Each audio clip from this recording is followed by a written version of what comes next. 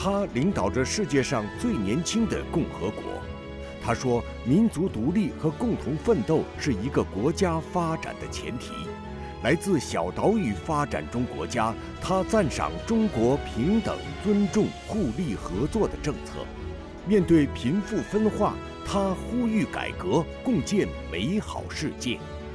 高端访谈独家专访巴巴多斯总理莫特利，敬请收看。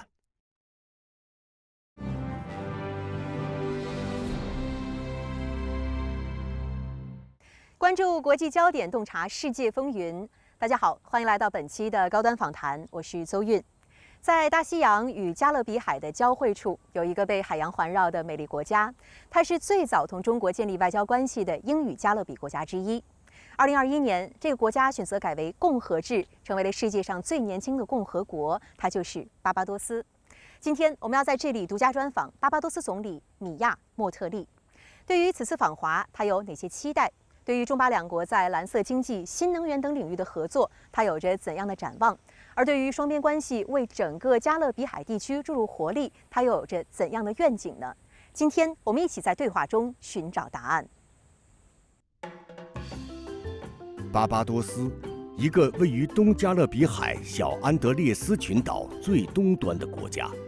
它属于北美洲，东临大西洋，国土面积约为431平方公里，是世界上面积最小的国家之一。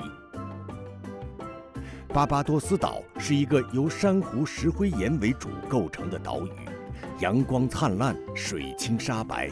这里200多个风景迷人的海滩，让人感受着自然的神奇。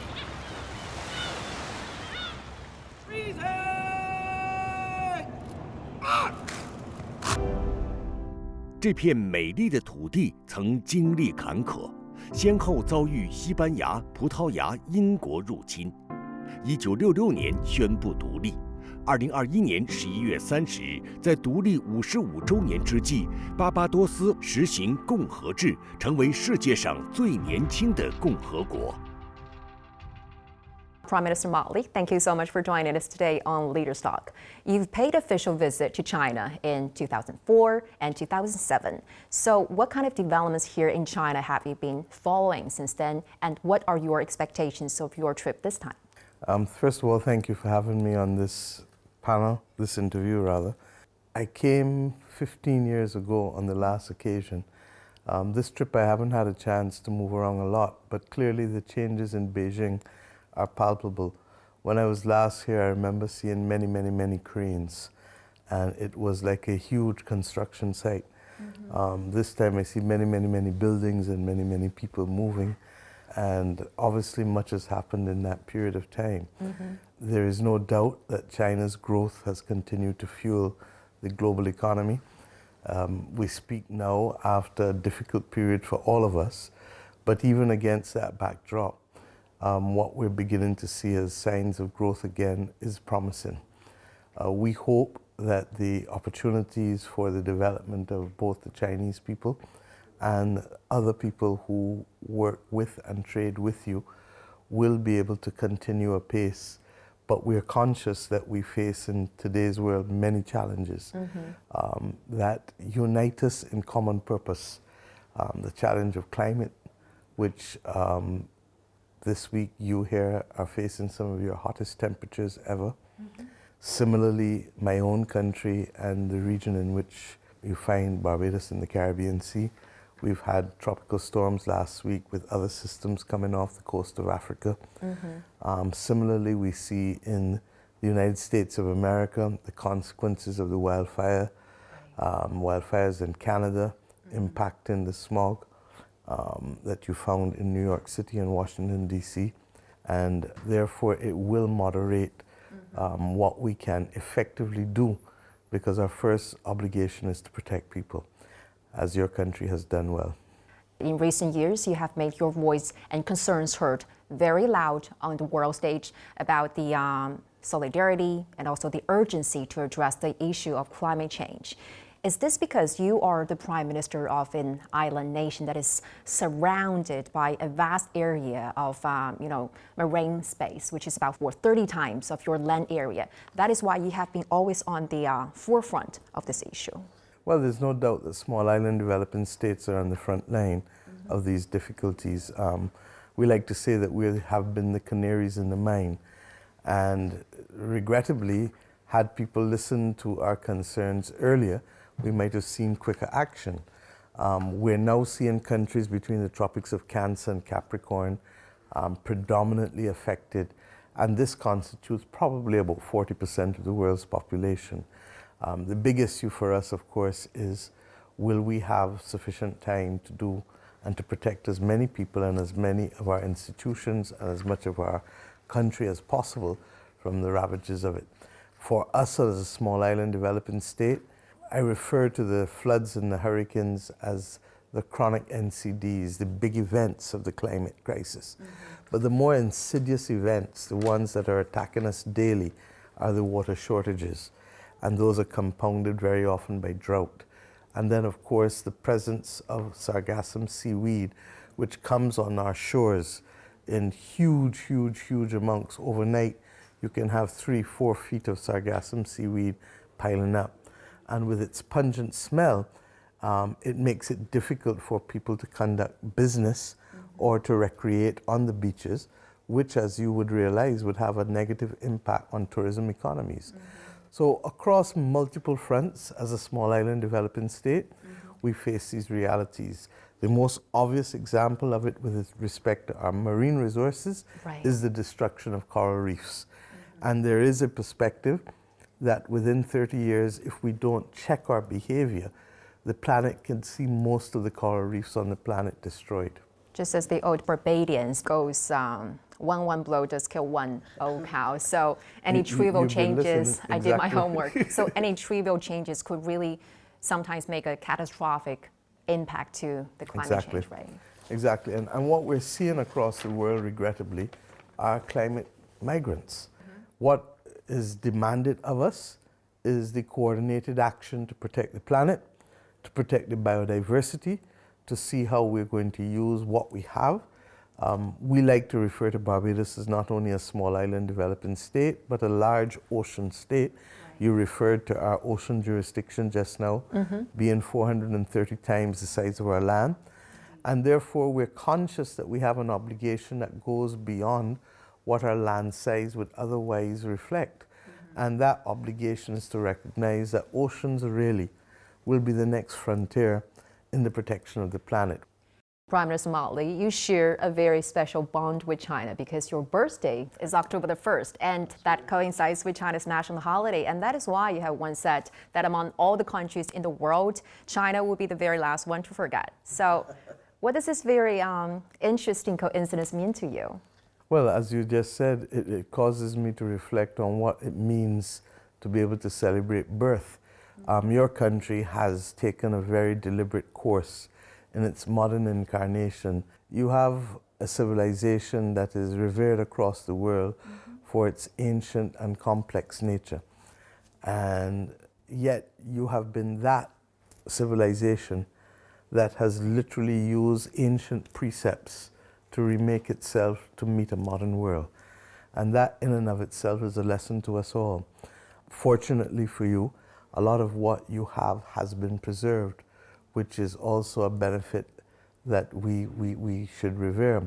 I was just reading a letter in your papers today where the person was reflecting on the fact that one of the most important things is the ability to teach the sayings, ancient sayings, to our young people to help give them the tools to be able to manage each and every crisis and each and every opportunity in today's world.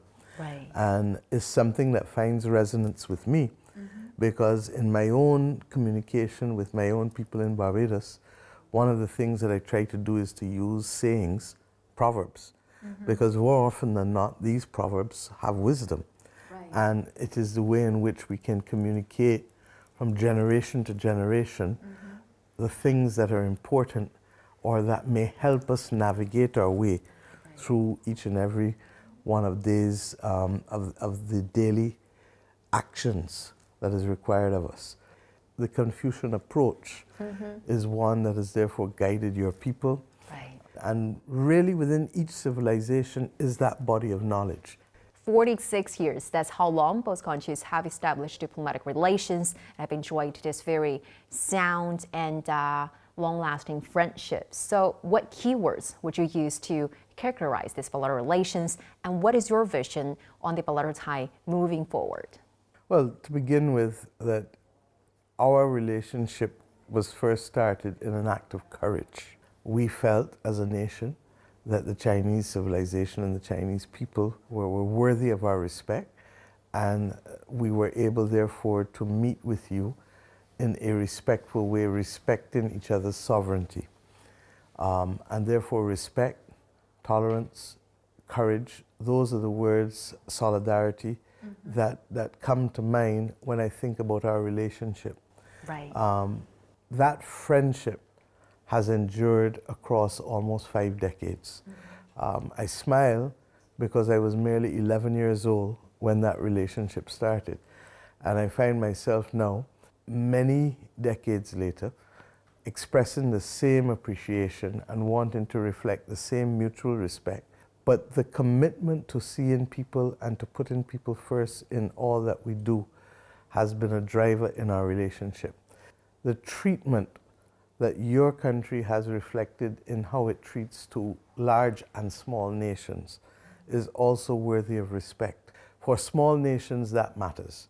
Because in too many things globally, we're told that we either don't have enough power or enough to be able to command market attention.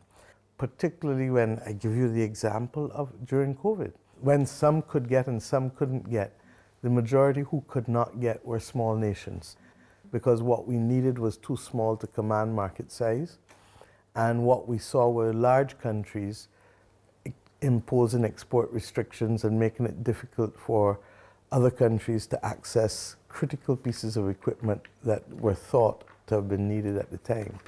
So I want to salute the way in which your country has always seen small states and worked in a respectful way with them to be able to achieve common objectives of development.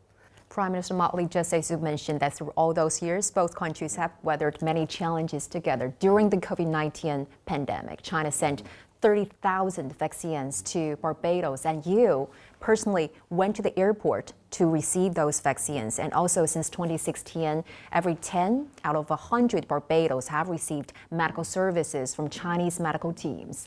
So given those challenges and also much more unprecedented challenges facing the world, how do you understand the significance of the idea of a community of shared future for mankind, as well as the Global Development Initiative, the Global Security Initiative, and the Global Civilization Initiative proposed by President Xi?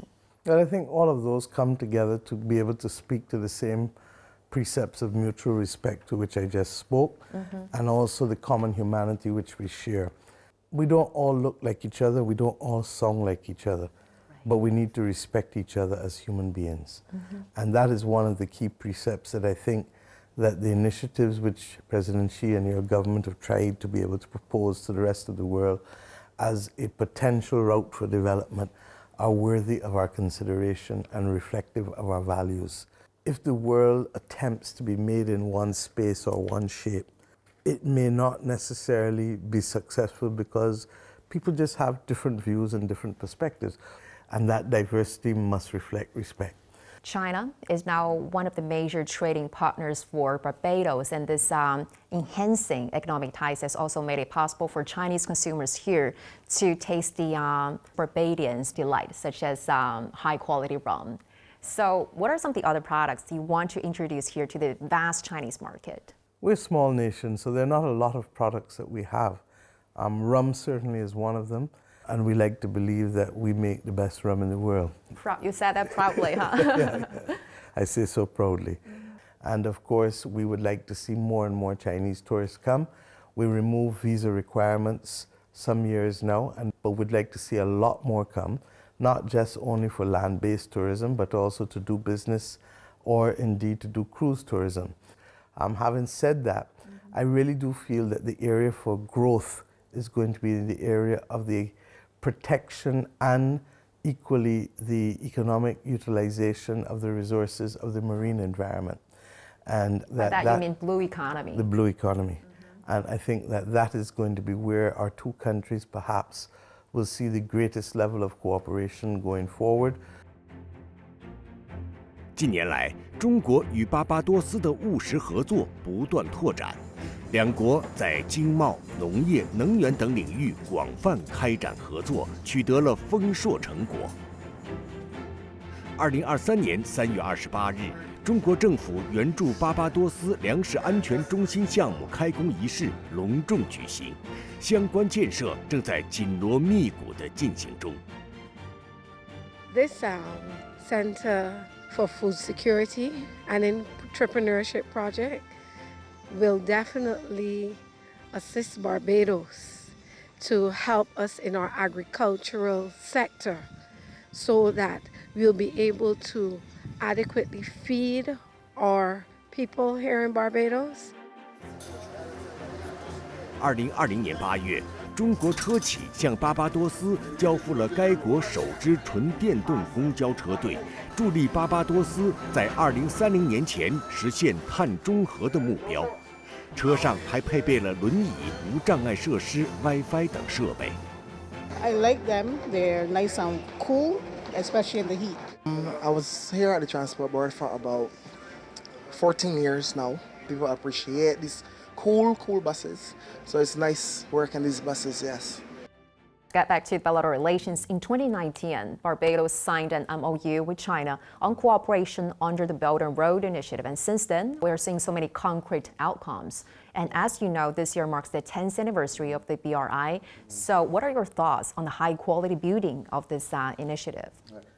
Since the signing of the Belt and Road Initiative, we've been working on the tangible project of reconstructing many of our roads in the Scotland district.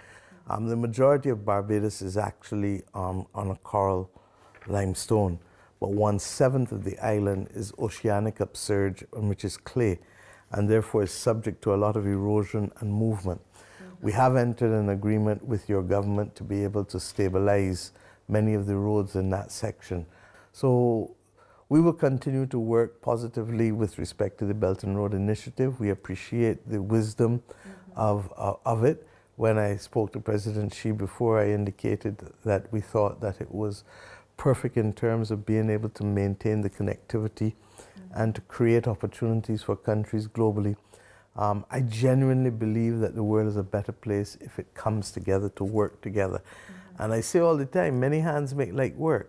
And when others have confronted me about the extent to which we are exposed to Chinese loans and why we mustn't do this and mustn't do that, I've had occasion to say, please, let us stop.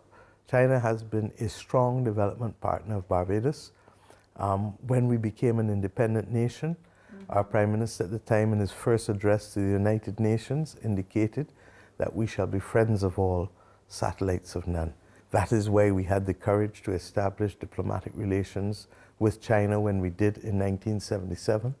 That is why we had the courage to establish diplomatic relations with Cuba. And that is why we continue also to speak out in support of Venezuela. It is how we live and how we have lived under successive governments from different political parties. So it tells you that it is part of the national psyche of the country.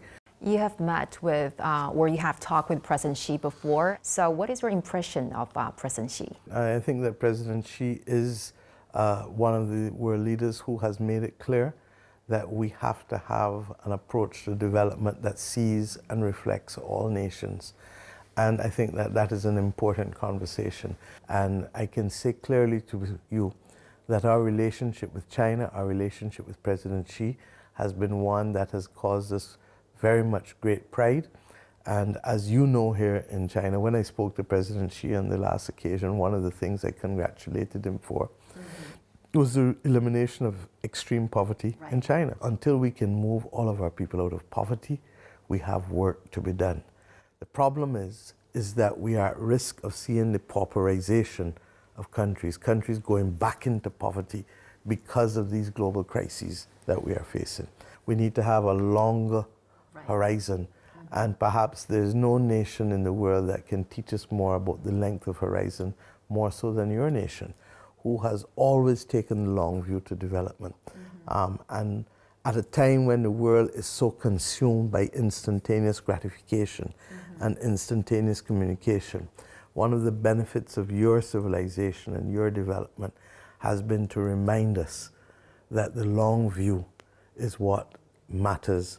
China Media Group have signed an MOU with Caribbean Broadcasting Corporation yesterday, which is expected to open a new chapter for media cooperation and beyond. You were there yesterday to witness the entire signing process. So what is your vision on the promotion of cultural and people-to-people exchanges between the two countries? I tell people all the time, our country entertains on an annual basis about 5 times its population between land-based and cruise visitors. It is important to build tolerance for our people to be exposed to as many cultures as possible. People in my country can see more about how you express yourself and what is reflected in your television stations, and vice versa. For you to see how Barbadians live and how Barbadians express themselves is priceless. Because you will never be able to have all of China come to Barbados, and we will never be able to have all of Barbados come to China. But by that daily exposure with the movement of information, we can have a greater appreciation of each other's cultures and be able to influence each other's in ways known and unknown. Well, speaking of tourism, as you just said, that Barbados are now seeing more arrivals from China. And I think our viewers, they're eager to know this boundless charm of Barbados. So, Prime Minister Motley, why not take this opportunity and to give us a better idea about the beauty of your country? I think you have to come and see it to believe it. Seeing is believing, right? Very few people expect the range of experiences with respect to the visit to the island that they will get. Some who come and say, oh, they expect the island to be flat, flat, flat. And then they're surprised when they go on the East Coast and see the oceanic upsurge and the hills. And so it's just not sunshine or beaches, no, it goes beyond that. And then on one side of the island, the sea is very calm and very much idyllic in the Caribbean sense of the way that people expect. And then on the other side of the island, it's majestic and the ocean is powerful and turbulent, and there's nothing between there and Africa. So that I think that it is special that we have been able in such a small package to reflect just that level of geographical diversity to keep you excited and not bored. And I look forward to welcoming you and many, many more there. Well, in 2021, Barbados made its transition into a republic. At that time, Prime Minister Motley, there are different interpretations and voices about this move. So, to you, how significant it is for Barbados to take this step, and also what are some of the major changes happening to the country since then? Becoming a republic is about finishing the process of independence. This journey started with the emancipation of slaves. That's the 19th century. That's 1838. It continued with the enfranchisement of women being able to be given the right to vote in 1944. And it then continued with the formal act of cutting ties with the United Kingdom in the Act of Independence in 1966. We have continued it with the removal of the Privy Council, the Judicial Committee of the Privy Council, not having them be our final court of appeal and having them replaced by a Caribbean Court of Justice. And we did that in 2005. It is continued with the step to have the Queen removed as our head of state. The notion that the head of state of Barbados should be someone who is not born in Barbados and who has no day-to-day relationship with the country was no longer acceptable to our people. And similarly, any nation state that does not have its citizens actively building to protect and nurture the quality of life and the institutions and the values will eventually start to decline. So for us, this is much more than just the removal of the head of state. This is about, with purpose, going about the business of nation building and moving into the next phase of independence. And regrettably, because Barbados was one of those first colonies that the British used to establish its dominance in the New World, it was also one of the first colonies that would have reflected the institution of racism as a formal institution to create first and second class citizens. And that is what becoming a republic more than anything else is about. The dismantling of the other things that literally have hindered the full blossoming of our nation and our people. Prime Minister Motley, you entered politics in your 20s, and at the age of 29, you became one of the youngest Barbadians to be assigned a ministerial portfolio, and then worked your way to the heights of becoming the country's very first female prime minister. And you once made a very interesting comparison that running a government is like running a family household. So how are they similar, and what has been the source of your inspiration? To work every day to make people sleep easier. If people can sleep easier each night, then it means that they have the capacity to help come to the task of lifting the weight that's necessary to move the country forward to the next level. And by extension, we are working to remove the injustices of the world that are foisted both at the individual level, the institutional level, the national level, the international level. And this requires a level of alertness and discernment, because very often the battles come in different shapes. And very often the system which we function in still reflects too much of an old imperial order, an old colonial order. The United Nations was created at a time when there were only 50 countries signing. Today there are 193. The Bretton Woods institutions were not reflective of us or our interests or our participation formally in the governance of it. So improving people's lives and fighting injustice are at the core of the things that keep me working every day. After this interview, you're going to take a high-speed train to Tianjin to attend the annual meeting of the World Champion at World Economic Forum. What would be your key message there? That this world has to work together to fight the many great crises, that there are too many countries and people being left on the margins at a time when the world has had more than it has ever had. It is leaving too many people on the side wanting. And I believe that the role and voice of those of us who have a strong conscience is needed to ensure that the market does not determine only that victors can live well, but that we use the leveling hand of the state and the international community, the multilateral institutions, to bring as many people to development, to allow them to protect themselves against the multiple challenges that we face in today's world. Okay, Prime Minister Motley, it was a great pleasure talking to you today, and thank you so much for sharing with us your very insightful views, your ideas, and your experiences. Greatly appreciated. Thank you. The next time we speak will be in Barbados next to the ocean. That's the deal. Thank you. Thank you so much. Thank you. Greatly appreciate it.